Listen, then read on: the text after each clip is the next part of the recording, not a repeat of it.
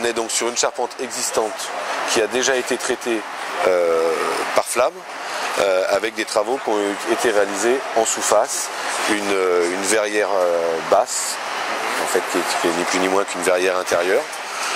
Tous les travaux ont été réalisés avant qu'on intervienne, nous, sur la verrière extérieure.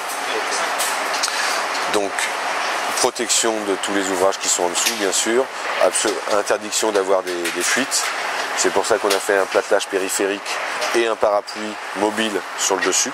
On vient se réadapter sur de l'existant, donc avec forcément des problèmes de triangulation qui ne sont pas toujours parfaitement justes. Ça, c'est la verrière, les problèmes sur la verrière proprement dit, et des reprises à faire sur les grilles en partie basse de la verrière. Des anneaux d'ancrage à faire au niveau du faîtage, et des grosses difficultés forcément d'approvisionnement, puisqu'on a en partie basse, on a une petite zone vie qui nous est allouée.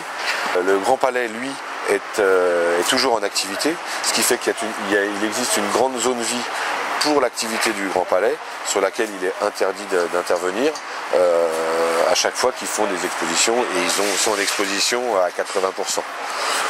Donc peu de possibilités de stockage en bas, difficulté pour approvisionner tout ce qui est vitrage, qui sont quand même des volumes qui font une centaine de kilos chacun, qui font 2,50 m par 60 cm à peu près, qu'il faut approvisionner par la sapine. Par la sapine, vous passez. Par la sapine, donc on a créé une caisse qui nous permet en fait de rentrer les vitrages dedans, on monte les vitrages par deux, on met dans la caisse en bois, on monte ça au palan électrique, et on approvisionne ça après. On a monté des pupitres roulants pour accéder, pour les amener après au droit de l'endroit où on intervient. On a fait la verrière en 3 tiers, on a recoupé la verrière en 3 tiers, parce qu'on a non seulement donc le parapluie pour la protection au-dessus, le platelage intérieur pour la protection en dessous. Donc on a fait un premier tiers à l'autre extrémité là-bas, sur laquelle on a fait notre mise en route. Le deuxième tiers qui est une partie droite, et la troisième tiers pour finir, avec des châssis de désenfumage pour désenfumer l'ensemble de la salle qui est en dessous. Et concrètement, la verrière, on est sur quelle matière?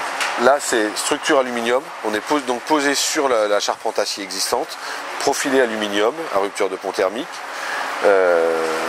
serreur capot, toujours en aluminium, et les vitrages de face feuilletée. Les vitrages, pardon? Feuilletés en sous-face et monolithiques en face extérieure.